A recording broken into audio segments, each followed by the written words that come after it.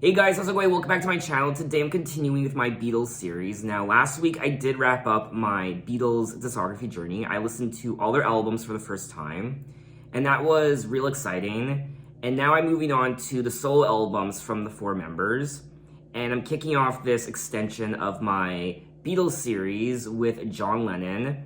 And then once I'm done at John Lennon, I will move on to Paul McCartney. And I will also do Ringo Starr and George Harrison, but I'm saving Ringo Starr and George Harrison for later this year. So once I'm done Paul McCartney, I am going to take a brief break from this Beatles series for a few months, and then I'm gonna restart it again later this year. And just so you guys know how I'm gonna go about doing these videos is I'm gonna be listening to John Lennon's solo albums, each one of them. But when it comes to Paul McCartney, I'm gonna be listening to his compilation album called Pure McCartney that he released a couple years ago. It was actually curated by Paul himself, and it's filled with his biggest and best hits through the decades from beginning to end. So I'll be actually listening to that compilation CD. There are quite a few songs, so I'll be splitting it into various parts, part 1, part 2, part 3, part 4, and then part 5. I will also be doing the same with Ringo Starr and George Harrison. From my understanding, they also have compilation albums, so I'll be listening to those compilation albums, but splitting it into various parts, part 1, part 2, part 3, part 4, and part 5, etc, etc. And I also want to point out that a few hours ago, I uploaded my video for John Lennon and Yoko Ono's Unfinished Music numbers 1 and 2, Two Virgins, and Life with the Lions. I listened to those two experimental albums for the first time, and it was a very interesting experience. And there is still the third experimental album, Wedding Album, which I will be uploading next week, 3 hours before uploading my video for Imagine by John Lennon. So there is still a lot to get through when it comes to this Beatles series. As I just explained to you, you thought this series was over with Abbey Road. No, there is still a lot more. Now, in today's video, I will be checking out John Lennon's debut solo album, released back in 1970, so the same year that the Beatles released Let It Be, their final studio album. John Lennon was an English singer-songwriter, musician, and peace activist who achieved worldwide fame as the founder, co-songwriter, co-lead vocalist, and rhythm guitarist of the Beatles. He was characterized by the rebellious nature and acerbic wit in his music, writing, and drawings on film and in interviews. His songwriting partnership with Paul McCartney remains the most successful in history. As a performer, writer, or co-writer, John Lennon had 25 #1 singles in the Billboard Hot 100. Double Fantasy, his best-selling album, won the 1981 Grammy Award for Album of the Year. Rolling Stone ranked him the 5th greatest singer and 38th greatest artist of all time. He was inducted into the Songwriters Hall of Fame in 1997 and the Rock and Roll Hall of Fame, twice as a member of the Beatles in 1988 and as a solo artist in 1994. Now, tragically, at approximately 5 p.m. on December 8, 1980, John Lennon autographed a copy of Double Fantasy for a fan, Mark David Chapman, before leaving the Dakota with Ono for a recording session at the record plant. After the session, John Lennon and Yoko Ono returned to their Manhattan apartment in a limousine at around 10:50 p.m.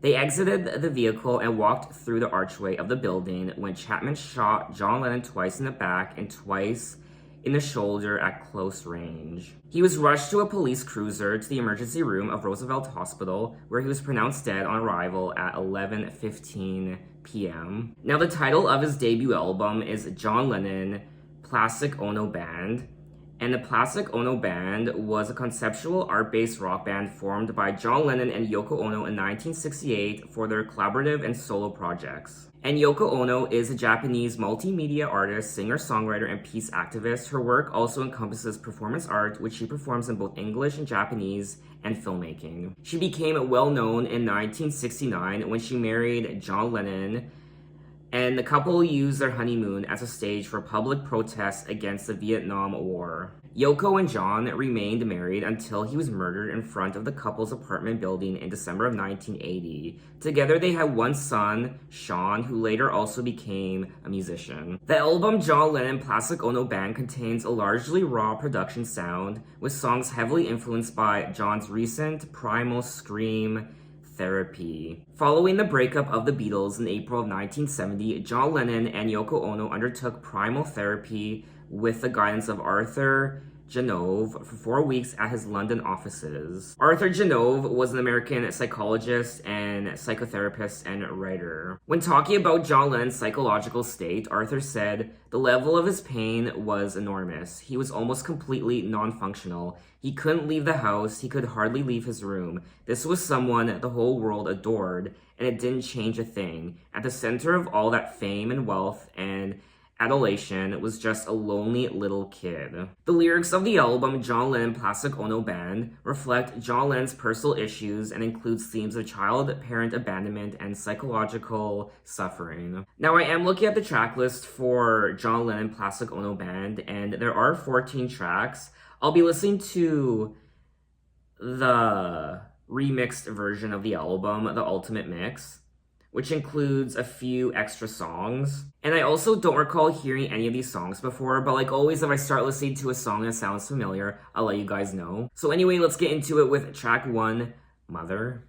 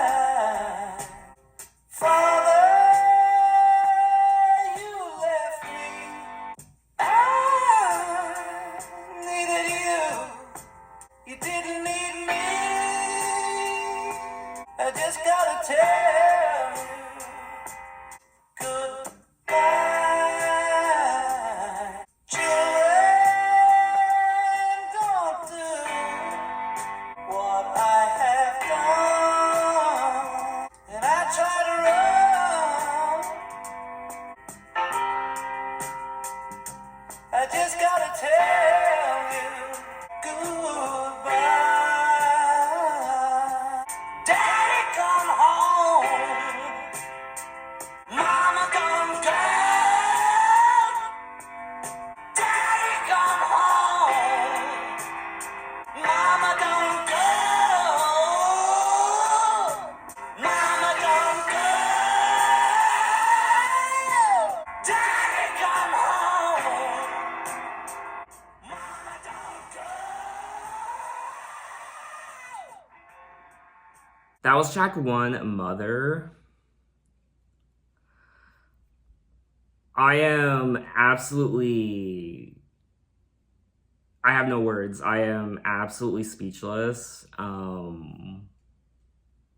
Wow. I wasn't expecting the pure raw emotion in this song, especially towards the end, with him screaming, "Mama, don't go, Daddy, come home." And his screaming progressively gets louder and more tormented as the song goes on. It's like a child's diary in a way.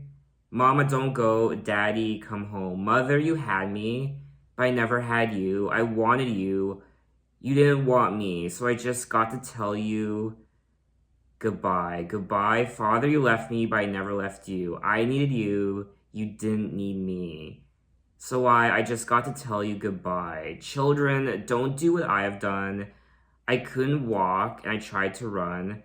So I just got to tell you goodbye." A deeply powerful song that will touch most people and will resonate with quite a few people, especially people who've had similar things happen to them, like what's happened to John Lennon and his parents. I also quite enjoyed the instrumental in this track. It's very subtle and very pleasing to listen to.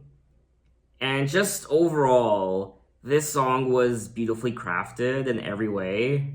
When it comes to the composition, his vocals and the lyrics, it's just a heart-wrenching but gorgeous track. It also says here that Ringo Starr played the drums on this track. The lyrics of Mother address both of John's parents, each of whom abandoned him in his childhood. His father, Elf, left the family when John was an infant.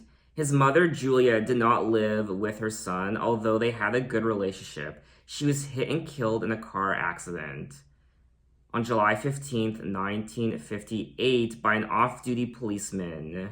John was only 17 when that happened. In one of his last concerts, John stated that the song was not just about his parents, but was rather about 99% of the parents alive or half dead. It's always sad to read about people who became extremely successful and or famous in their field after their parents' death, and the person's parents never really got to experience their child's success. One person that comes to mind is J.K. Rowling, the author of the Harry Potter books.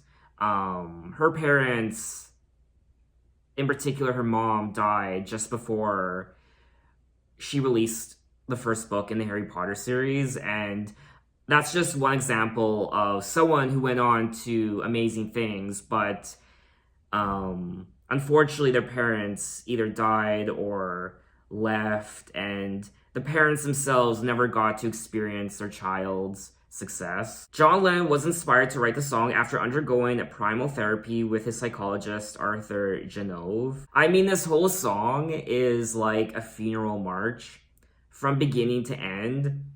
It's John Lennon grieving the entire time, and it really is devastating to listen to. It's devastating, but at the same time, it's gorgeous, like I said already. It's definitely not a song I would want to listen to all the time for obvious reasons. It's one of those songs where you kind of have to prepare yourself before you listen to it, because you know what you're getting yourself into, and like I said, it's absolutely devastating, but it's gorgeous. But anyway, let's move on to track number 2, Hold On.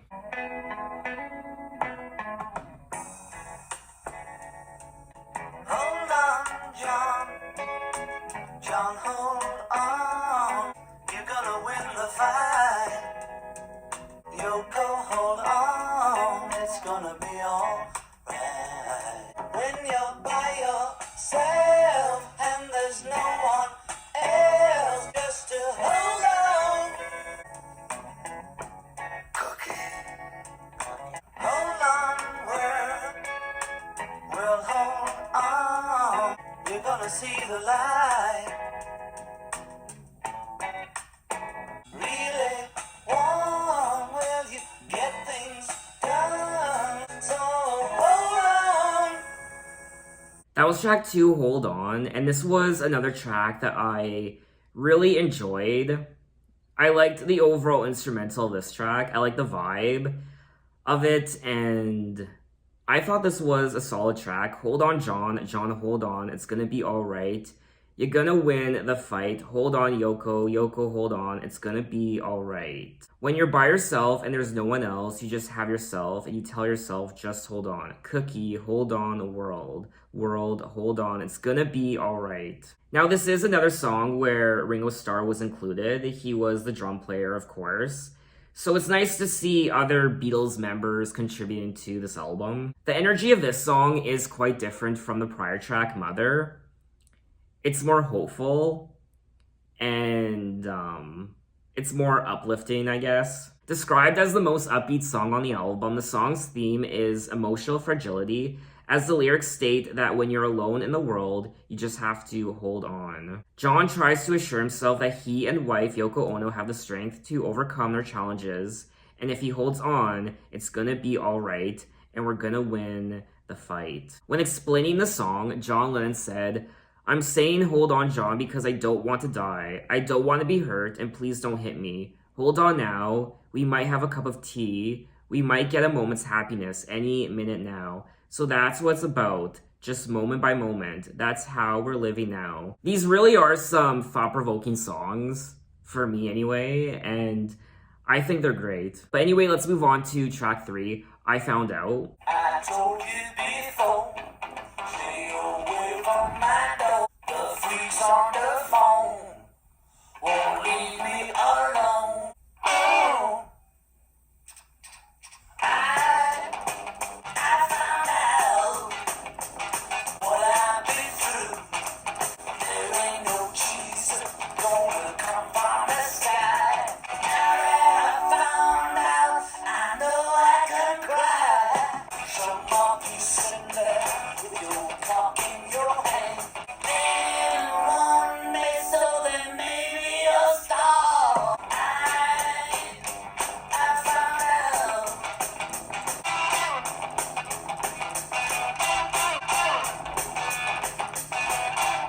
Oh, howdy, Christian, got nothing on you. There ain't no blue can see through your eyes. I found out. I see religion from Jesus to Paul. Feel on crazy. I found out. That was track 3, I Found Out. Another song that I really liked. The overall instrumental was a highlight for me, and his vocals too. I mean, I really have nothing negative to say. I told you before, stay away from my door. Don't give me that brother. The freaks on the phone won't leave me alone. So don't give me that brother. No, I found out. And then he goes on to say, I found out. I seen it through junkies. I've been through it all. I seen religion from Jesus to Paul. Don't let them fool you with dope and cocaine. No one can harm you. Feel your own pain. I found out. I found this out. The song does express Lennon's disillusionment with a world dominated by what he saw as false religion and idols, and warns against being taken in by such beliefs. The instrumentation, style, and production of the song are typical of Lennon's classic Ono Band era work. I really did like the overall instrumental and production of this track. Like I said already, that was a highlight for me. The song is described as a dark but fine tune, and the bass line is also described as the track's highlight. The song contains the line, "Some of you sitting there with your cock in your hand," was censored at the record company's request. But let's move on to track 4, Working Class Hero. As soon as you're born, they make you feel small by giving you no time instead of it all. A working class hero is something to be. They hurt you at home and they hit you at school, till you're so fucking crazy you can't follow their rules. A working class hero is something to be. When they tortured and scared you for 20 odd years, when you can't really function, you're so full of fear. A working class hero is something to be. And you think you're so clever and classless and free, but you're still fucking peasants as far as I can see. A working class hero is something to be. But first you must learn how to smile as you kill. A working class hero is something to be. If you want to be a hero, well, just follow me. That was track 4, Working Class Hero. And the first time I ever heard this song was back when I was a teenager.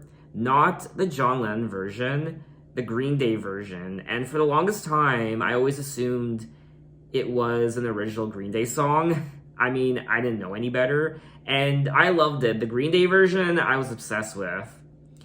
And I actually didn't discover until years later that it was actually a John Lennon song. I don't think I ever listened to the John Lennon version. I think this is my first time. I might have heard snippets of the John Lennon version, but I don't think I've ever sat down and listened to John Lennon's original version in its entirety.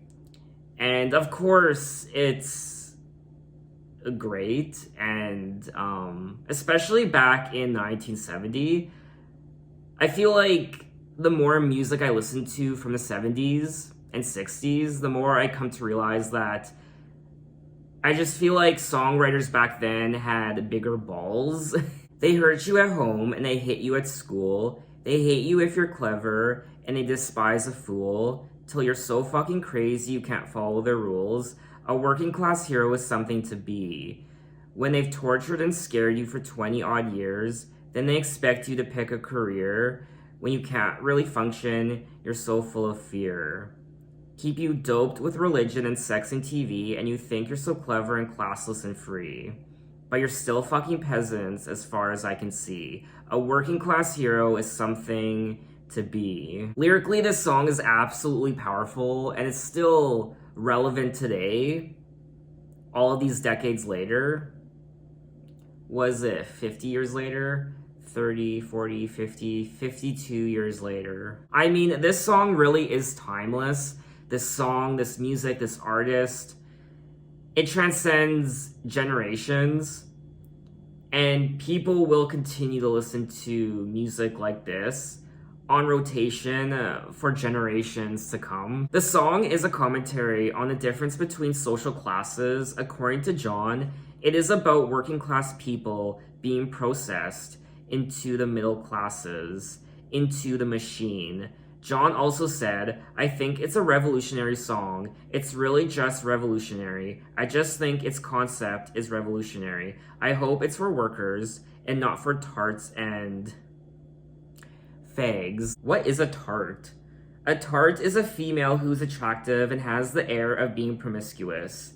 A tart is an insulting word for a woman who dresses or behaves in a way that suggests that she wants to have sex with a lot of different people. You learn something new every day. Now, of course, this song stirred a lot of controversy, especially surrounding the lyric, till you're so fucking crazy you can't follow their rules, but you're still fucking peasants as far as I can see. John Lennon further explained, I think it's for the people like me who are working class, who are supposed to be processed into the middle classes or into the machinery. It's my experience, and I hope it's just a warning to people, working class hero. It's interesting that John Lennon said that it's a song for people like me who are working class. I mean, the average working class man isn't making millions of dollars. He isn't part of the biggest rock band in the entire world. So I find it interesting that he compares himself to a typical working class man back in the 1960s. Or maybe he's singing about how he was raised and how he grew up. I do like this song, and I will always continue to listen to it. But anyway, let's move on to track 5, Isolation. People say we got it made.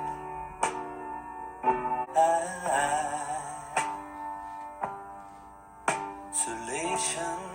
Everybody got to have a home. Just a boy and a little girl trying to change the whole wide world. Isolation. Everybody trying to put us down. Isolation. I don't expect you to understand. You're not to blame. A victim of the insane.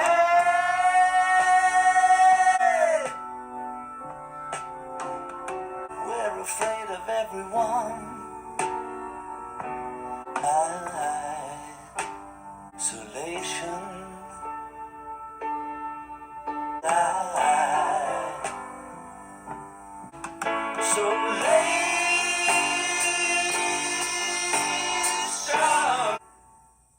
That That was track 5, Isolation. A great blues song. I liked the organ, and I like the overall production of this track. And I will say this is a very consistent album. I've enjoyed each and every song so far. People say we got it made. Don't they know we're so afraid? Isolation. We're afraid to be alone. Everybody got to have a home. Isolation. Just a boy and a little girl trying to change the whole wide world. Isolation. The world is just a little town. Everybody trying to put us down.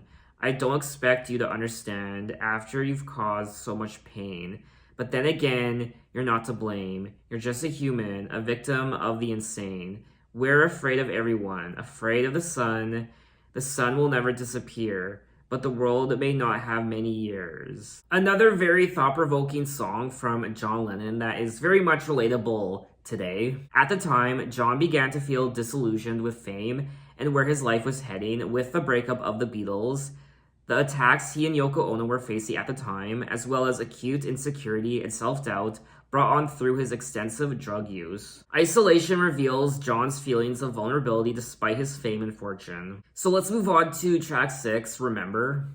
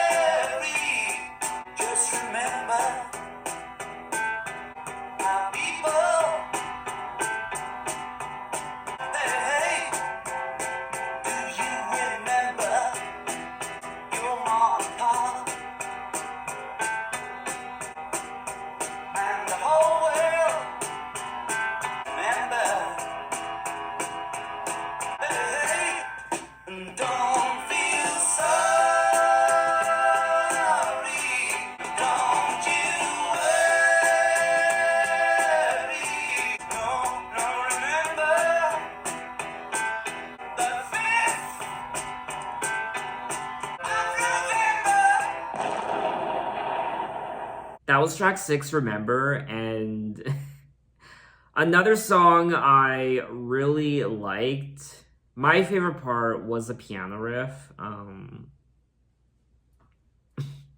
don't know, I had fun listening to this track. Remember when you were young, how the hero was never hung, always got away. Remember how the man used to leave you empty-handed, always let you down. Just remember when you were small, how people seemed so tall, always had their way. Do you remember your ma and pa just wishing for movie stardom, always playing a part? If you ever feel so bad and the whole world is driving you mad, remember today and don't feel sorry about the way it's gone. And then he does conclude the song with Remember the 5th of November. And then there's some sort of explosion. Now, John did play the piano riff that he would later develop for Remember at the end of the Beatles' July 1969 recording of George Harrison's Something. When writing Remember in 1970, John was influenced by his primal therapy sessions with Arthur, and the lyrics reflect things typically remembered in therapy. The memories described are unpleasant ones of conflict with family, authority, and peers. At the end of the song, John sings the lines, Remember, remember the 5th of November, followed by the sound of an explosion. The words are from the English nursery rhyme, Remember, remember the 5th of November, and referred to Guy Fawkes' Night, a British public holiday that is celebrated with fireworks and bonfires. I don't know what Guy Fawkes' Night is, and it is also known as Guy Fawkes' Day, Bonfire Night, and Fireworks Night, and it is an annual commemoration observed on the 5th of November, primarily in Great Britain, involving bonfires and fireworks displays. Its history begins with the events of the 5th of November, 1605, when Guy Fawkes, a member of the Gunpowder Plot, was arrested while guarding explosives the plotters had placed beneath the House of Lords. I am just learning all sorts of new things in this video. So I think I shouldn't have had as much fun listening to this song as I did. But I was more so talking about the piano riff and how I was just kind of bopping up and down. So I like the overall production of this track. But let's move on to track 7, Love.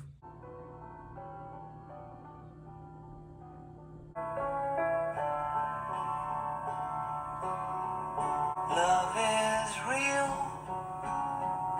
Love is feeling. Feeling love. To be loved. Love is touch.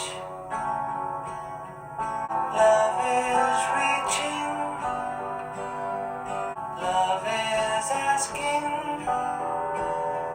To be loved. Love is knowing we can be. Love is living.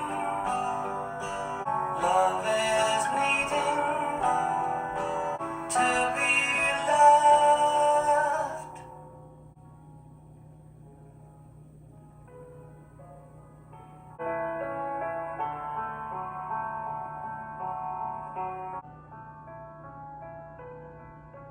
That was track 7, Love. And I love this song, this album. And this song must have been played at so many weddings.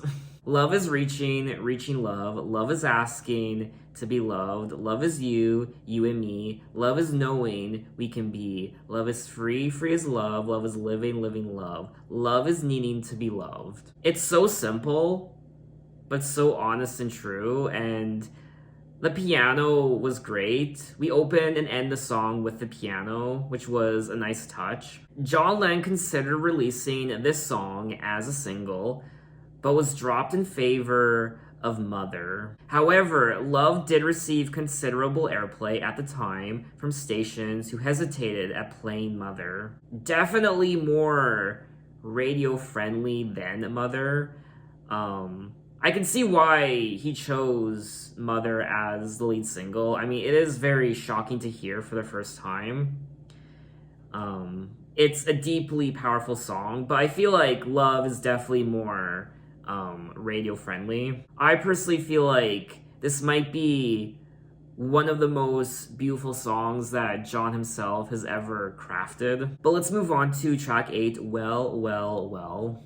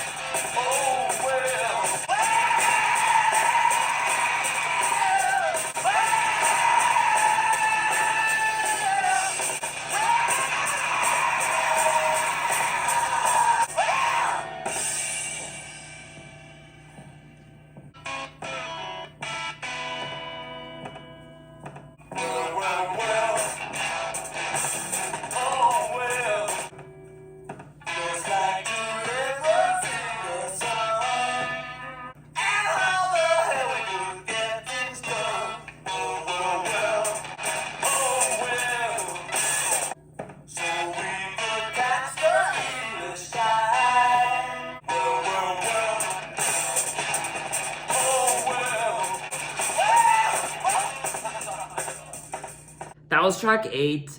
Well, well, well. Very intriguing. One of the more intriguing songs on the album, if that's even possible, because all of these songs are intriguing. Well, well, well, oh well, I took my loved one out to dinner so we could get a bite to eat, and though we both had been much thinner, she looked so beautiful I could eat her. And then, of course, John starts screaming at the midway point. I was getting unfinished music vibes. And I mean, it was a little hard on the ears. I was enjoying the song up until that point. Well, well, well features an aggressive guitar sound, screaming vocals, and a pounding backing track.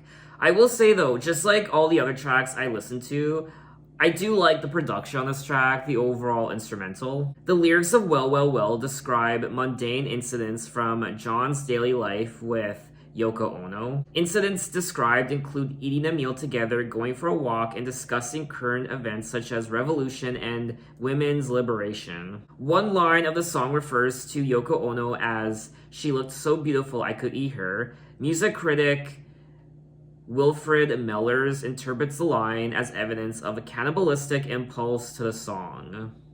I mean, sometimes you just shouldn't take things so literally. I mean, who knows? Maybe he had cannibalistic impulses, but I just saw it more so as a playful metaphor. How, oh, he's just so cute you could eat him. Not literally. I don't actually want to chop him up and salt his flesh and cook him and roast him in gravy. At least, not all the time. However, critic Johnny Rogan believes it is more likely simply a reference to oral sex. Oh, I didn't think of that. The middle section of the song, where John screams, is described as the most tortured larynx singing of John's career. I do like the song for what it is. I still like listening to it to an extent, but I mean, this probably wouldn't really be a song I would listen to all the time. I probably wouldn't listen to as much as a lot of the other songs I just listened to. But anyway, let's move on to track 9, Look at Me. Look at me. Who am I supposed to be? Who am I supposed to be? Look at me. Oh, my love. What am I supposed to do? What am I supposed to do? What can I do for you? Here I am. Oh, my love. Oh, please look at me, my love. Who am I? Who are we?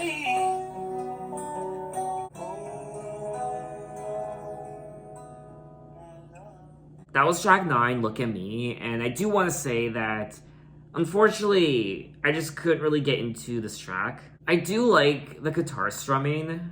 I like the overall vibe of the track.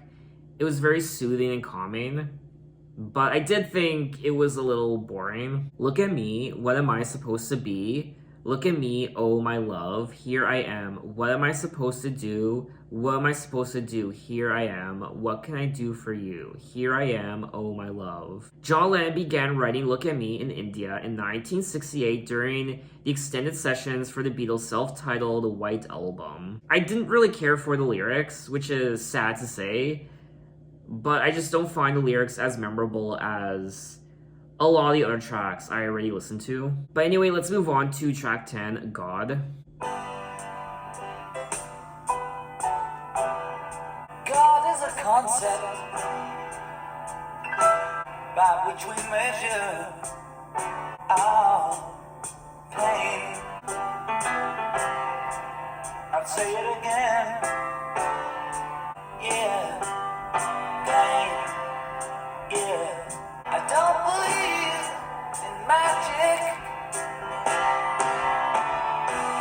Don't believe in Bible.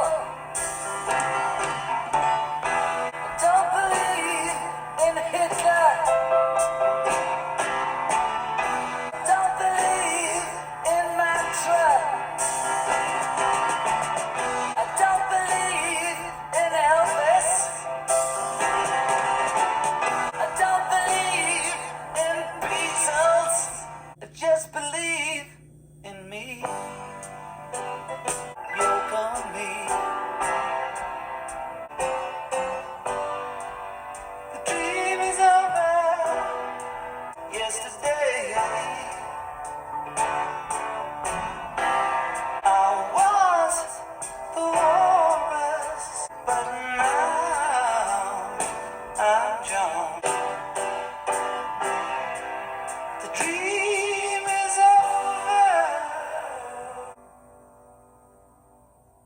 was track 10, God. And another very thought-provoking song. God is a concept by which we measure our pain. I don't believe in magic. I don't believe in I Ching. I don't believe in Bible. I don't believe in tarot. I don't believe in Hitler. I don't believe in Jesus. I don't believe in candy. I don't believe in Buddha. I don't believe in mantra. I don't believe in Gita. I don't believe in yoga. I don't believe in kings. I don't believe in Elvis. I don't believe in Zimmerman. I don't believe in Beatles. I just believe in me, Yoko, and me, and that's reality. The final section describes John's change since the breakup of the Beatles. While the Beatles were basically his family throughout the 1960s, he refers to Paul McCartney's song Yesterday and states that he is no longer the dream weaver or the walrus, but just John. The final line of the song, "The dream is over," has been seen as declaring the end of the 1960s quest for meaning. If there is a God, John explained, we're all it. Another very powerful song from John Lennon, and I did enjoy it. I like the piano. I like the overall composition. Is it a song I would listen to all the time? Probably not. It's not one of my favorites on the album, but I still enjoyed it. Lyrically, though, it really does resonate with you, and it makes you sit back and just think. But anyway, let's move on to track 11, My Mummy's Dead.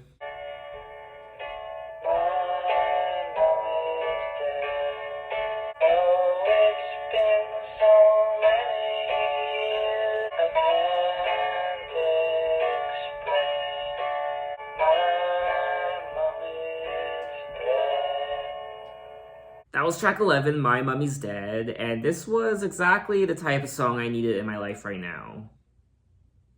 No. It is one of the songs John wrote concerning his mother, along with the song Julia and the song Mother. The song is partially set to the tune of the English nursery rhyme Three Blind Mice. Unlike the primal screams on Mother, the opening track, My Mummy's Dead ends the album with John singing without emotion with a monotone delivery. But anyway, let's move on to track 12, Give Peace a Chance.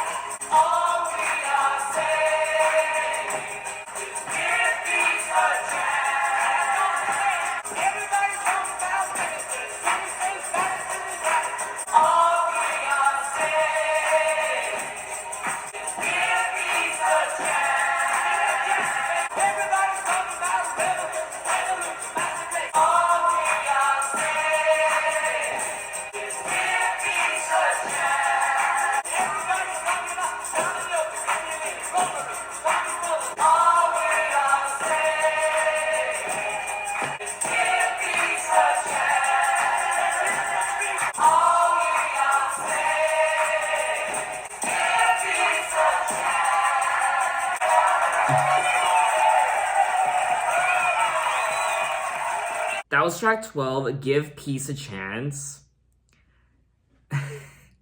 This was very, I liked it. It was very anthemic, of course, that sense of camaraderie. And I liked the vocals from everyone in unison. And it's very memorable. I am curious to know if this song was a big deal. I'm curious to know if it was popular. Give Peace a Chance is an anti-war song written by John Lennon, originally credited to Lennon and McCartney, and recorded with the participation of a small group of friends in a performance with Yoko Ono in a hotel room in Montreal, Quebec, Canada. It is the first solo single issued by John, released while he was still a member of the Beatles, and became an anthem of the American anti-war movement during the 1970s. He does reference quite a few people and just names in general that I don't know who they are. The song quickly became the anthem of the anti-Vietnam War and counterculture movements, and was sung by 500,000 demonstrators in Washington, D.C. on Vietnam Moratorium Day on the 15th of November, 1969. All we are saying is give peace a chance. That lyric alone doesn't just have to relate to the Vietnam War. It can relate to any war, any conflict that is currently happening in the world. I mean, there are some countries out there right now, as I speak, in March of 2022, who could benefit from hearing this song. But anyway, let's move on to track 13, Cold Turkey. Temperatures rising, can't see no future. I wish I was a baby. Cold turkey on the road. Goose pimple bone, leave me alone. One thing I'm sure of, cold turkey on the road.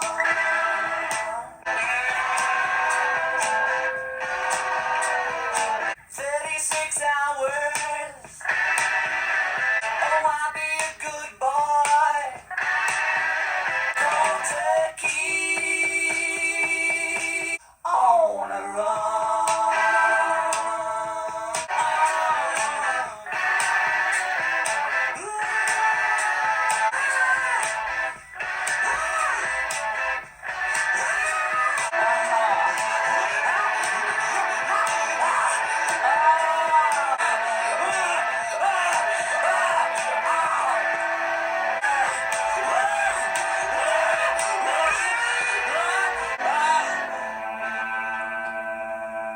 That was track 13, Cold Turkey.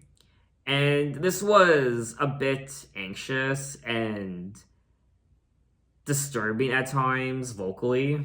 I do think he could be singing about his drug use on this track, going cold turkey. Cold turkey has got me on the run, 36 hours rolling in pain, praying to someone, free me again. I'll be a good boy, please make me well. I promise you anything, get me out of this hell. Cold turkey has got me on the run. I guess that's where the demented vocals come from towards the end, because he is going cold turkey, he is on the run. I guess he is trying to push away the drug use, and he is rolling in pain, and it's very difficult for him. Get me out of this hell. According to Peter Brown, in his book, The Love You Make, the song was written in a creative outburst following John and Yoko Ono going cold turkey from their brief heroin addictions. However, John Lennon's personal assistant in the late 1970s, Fred Seaman, claimed otherwise, stating that John confided in him that the song was actually about a severe case of food poisoning suffered by John and Yoko after eating Christmas leftovers cold turkey. John thought people would laugh at him if they knew the truth about the song's origin, so he said it was inspired by his recent heroin withdrawal. So as to what this song is ultimately about, whether it's about John and Yoko and their heroin addiction and their recovery, or John and Yoko actually eating leftover cold turkey during Christmas and getting food poisoning, I don't know. I didn't mind this song. I had fun listening to it, and I would listen to it again. It's not really a song I would listen to all the time. It's not one of my favorites, but I liked listening to it for the first time. I think my favorite part of the song was the overall guitar work. But anyway, we have made it to the end of the album, track 14, Instant Karma, We All Shine On. This is karma's gonna get you. Better get yourself together. Laughing in the face of blood. It's up to you. Yeah, you. Better get yourself together, darling. How the world gonna see? Well, what you are? Where we all shine on. Where we all shine on. Come on. This is karma's gonna get you.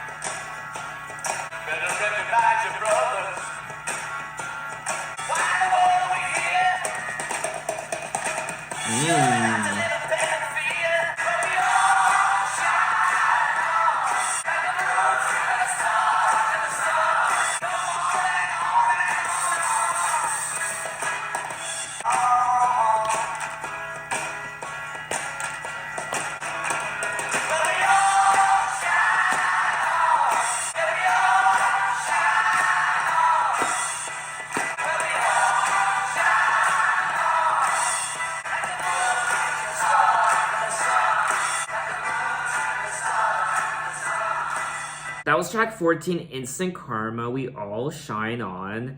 Another anthemic song from John Lennon. I particularly like the drums on this track. I like how they tickled my ears, my eardrums. At first I thought perhaps maybe Ringo Starr played the drums on this track because Ringo Starr was featured on some of the other tracks on this album, but the drums were actually played by Alan White. However, there is another Beatle on this track, George Harrison, the electric guitar, piano, and backing vocals. Gonna look you right in the face, better get yourself together, darling, join the human race. How in the world you gonna see, laughing at fools like me? Who on earth you think you are, a superstar? Well, right you are. Well, we all shine on, like the moons and the stars and the sun. Well, we all shine on. Everyone come on, instant karma's gonna get you. Gonna knock you off your feet. Better recognize your brothers, everyone you meet. Why in the world are we here? Surely not to live in pain and fear. Why on earth are you there when you're everywhere? The lyrics focus on a concept in which the casualty of one's actions is immediate rather than born out of over a lifetime. I, for one, do believe in karma. When talking about the song in 1980, John Lennon said, "Everybody was going on about karma, but it occurred to me that karma is instant, as well as it influences your past life or your future life. There really is a reaction to what you do now. Also, I'm fascinated by commercials and promotion as an art form. So the idea of instant karma was like the idea of instant coffee, presenting something in a new form." And it looks like this song really was a big deal. There is a huge write-up on it. Instant Karma was commercially successful, peaking at number 3 on the Billboard Hot 100 chart, number 2 in Canada, and number 5 on the UK singles chart. The title of Stephen King's 1977 horror novel, The Shining, came from John Lennon's line, "We all shine on." Well, Instant Karma was conceived, written, recorded, and released within a period of 10 days, making it one of the fastest released songs in pop music history. The song received positive reviews and is considered by some music critics to be among the finest recordings from John Lennon's solo career. I thought this was a great song. I like the lyrics. I like everything about it, and I would happily listen to this track again. So that was all 14 tracks of John Lennon Plastic Ono Band. And this was a wonderful experience. I learned so much in this video. This album really does reflect who John Lennon is as not just an artist, but a man. What he has gone through during his entire life with his parents and his drug use, meeting and falling in love with Yoko Ono, and the breakup of the Beatles, and world politics, and the Vietnam War, and just everything that was occurring in the world at the time. He sings about the demons that he's experienced throughout his life, psychologically, and he also sings about love and hope. I thought each and every one of these songs were intriguing, and I was always excited to hear what would come next. I like the overall production of the album, and also his vocals. His vocals shocked me on this album. His screaming and shouting on tracks like Mother, and also Well, Well, Well. There were a couple songs from the album that I was a little indifferent towards, but overall, I would gladly listen to each and every one of these songs again.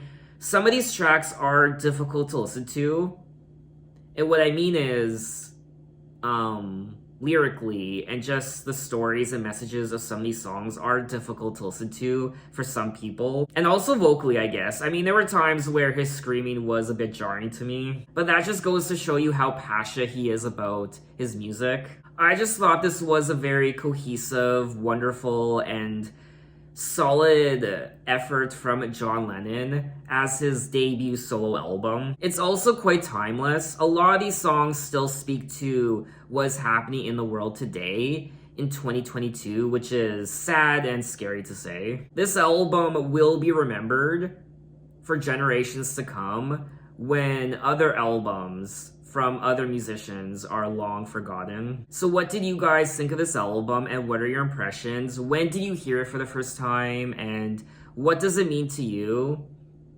and tell me your stories and ideas and thoughts on the album. So in my next John Lennon video, we will move on to his second studio album from 1971 called Imagine. I'm very much looking forward to that. So thanks for watching, guys. You can find me on Twitter, you can find me on Instagram, you can message me, you can say, hey, how are you? And I will see you next time. Take care.